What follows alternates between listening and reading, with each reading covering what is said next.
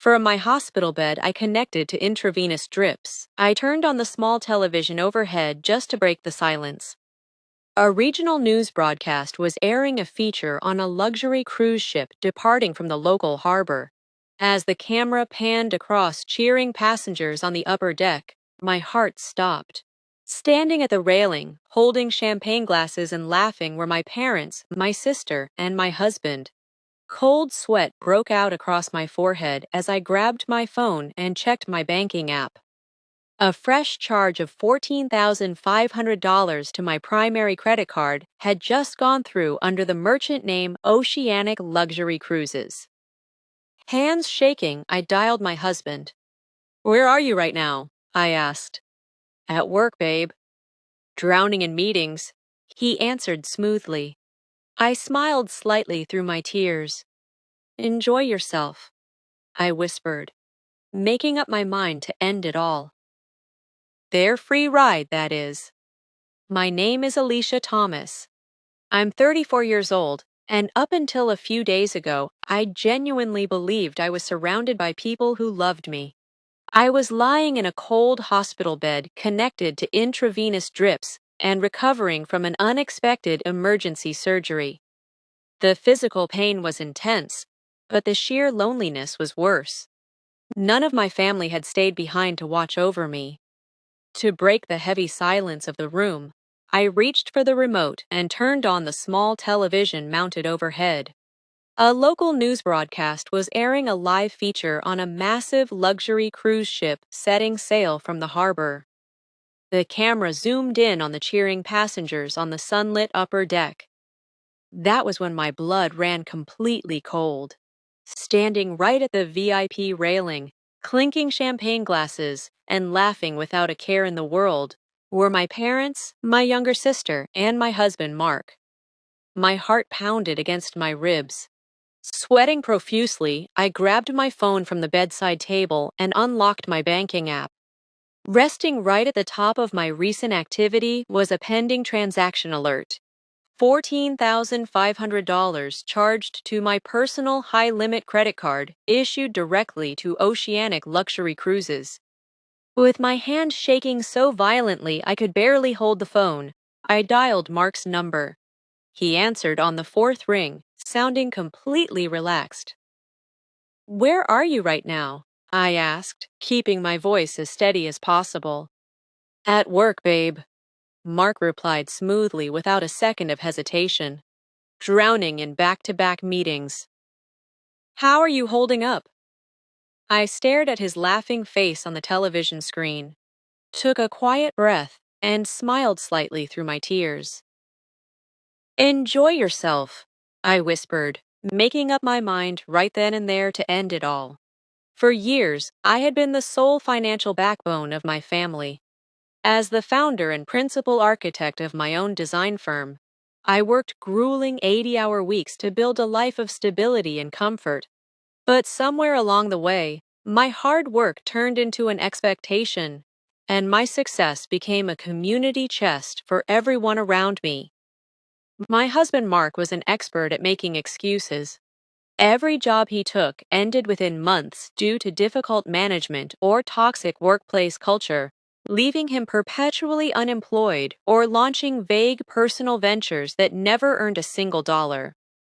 Instead of stepping up, he became comfortable relying entirely on my income, taking for granted that my credit cards would always cover his lifestyle. My parents and sister were no different. They viewed my bank account as family property, whether it was paying off my sister's credit card debt, funding my parents' home renovations, or covering lavish holiday dinners. I was expected to pick up the tab without question. Whenever I tried to set boundaries, I was instantly labeled as selfish, arrogant, or ungrateful for forgetting where I came from. When my sudden health emergency struck, requiring urgent surgery, I thought my family would finally show up for me. Instead, they saw my vulnerability as an opportunity. Under the pretense of taking care of my household affairs while I was in the ICU, Mark took my personal wallet from my bedside table. My parents made sure I was heavily medicated before convincing me to sign a temporary medical and administrative release. claiming it was just to manage my hospital billing. They didn't care about my recovery. They took my credit card, packed their bags, and booked a luxury getaway while I lay alone in a hospital bed. The sharp sting of betrayal gave way to a cold, calculating focus.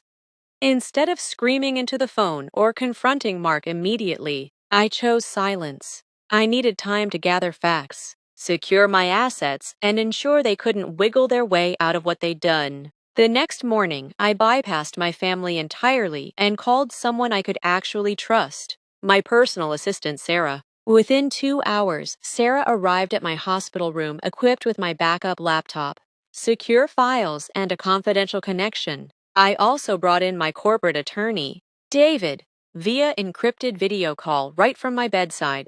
Together, we began digging into the digital paper trail, and what we uncovered was far worse than a spontaneous act of greed. This cruise wasn't booked on an impulse after I got sick. Email receipts and reservation logs retrieved from our shared home network showed that Mark had initiated the booking 3 weeks prior, long before my sudden surgery. He had coordinated with my parents and sister to select the most expensive suite package on the ship, complete with private butler service, daily spa treatments, and premium excursion passes. They had deliberately timed the departure around my procedure, knowing I would be isolated, heavily medicated, and unable to check my financial statements in real time. Further inspection revealed even more damage. In the 48 hours leading up to their board date, my credit card had been tapped for designer resort wear, high-end luggage, and lavish dinners at the harbor, all charged under the guise of handling my personal affairs.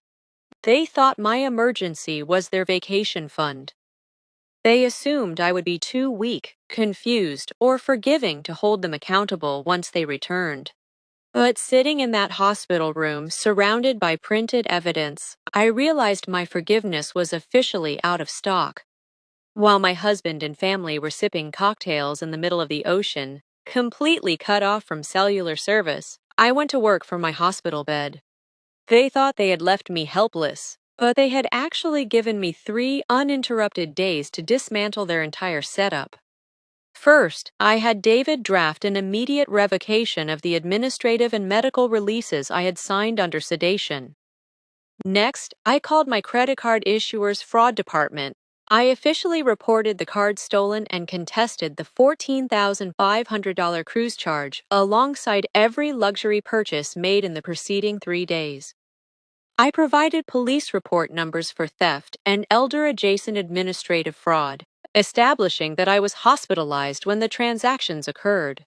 The bank immediately froze the card and initiated a full dispute.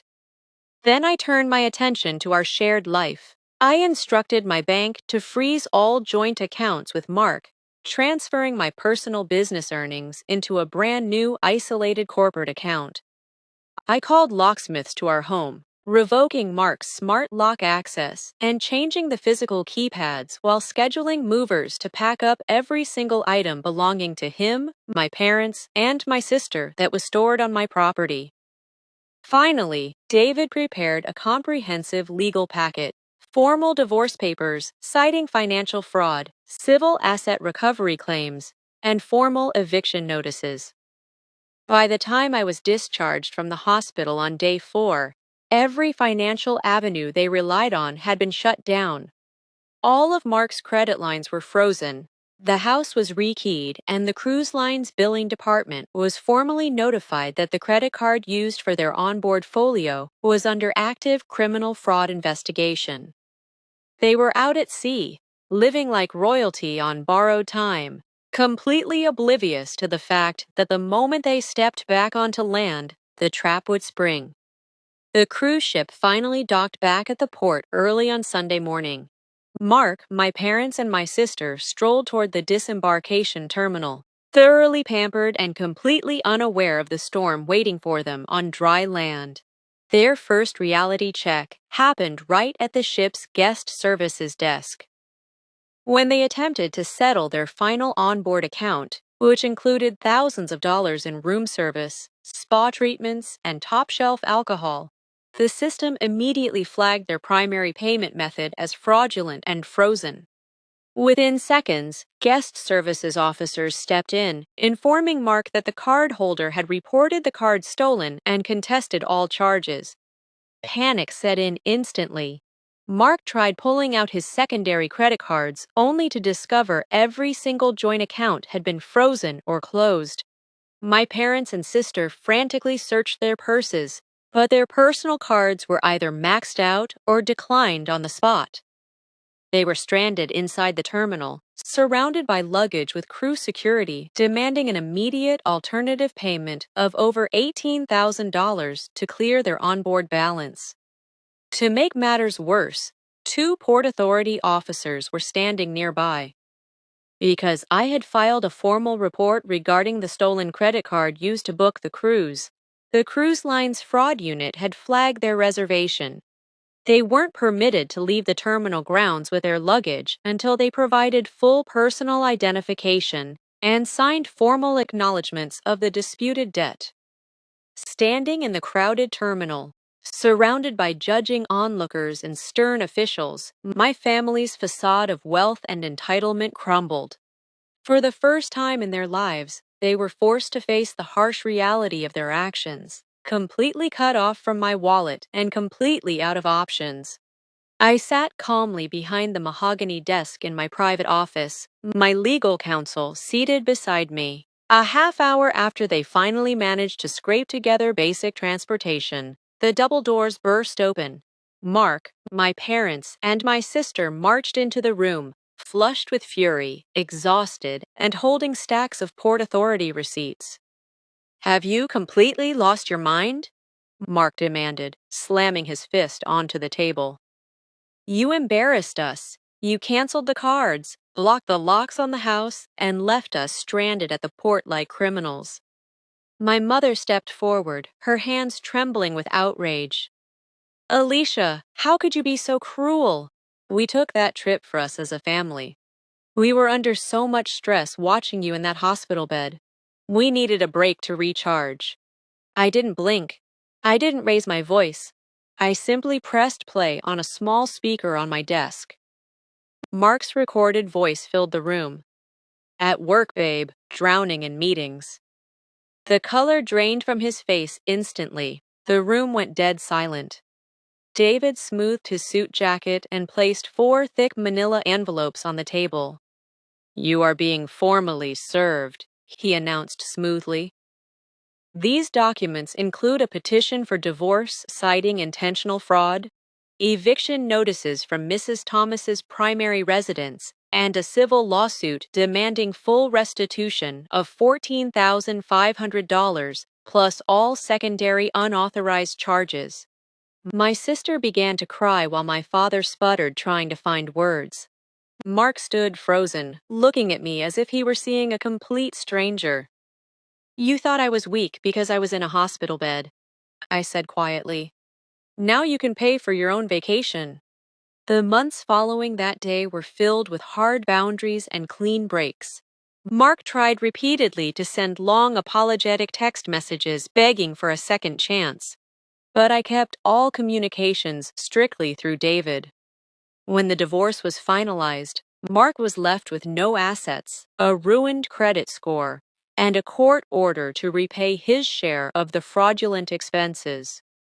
Without my income to support him, he was forced to move back in with his own relatives and take an entry-level job just to make ends meet. My parents and sister tried to rally extended family members against me, claiming I had abandoned them over a simple misunderstanding. But when David threatened to expose the full paper trail of their administrative fraud to their employers and social circles, the angry phone calls stopped almost overnight.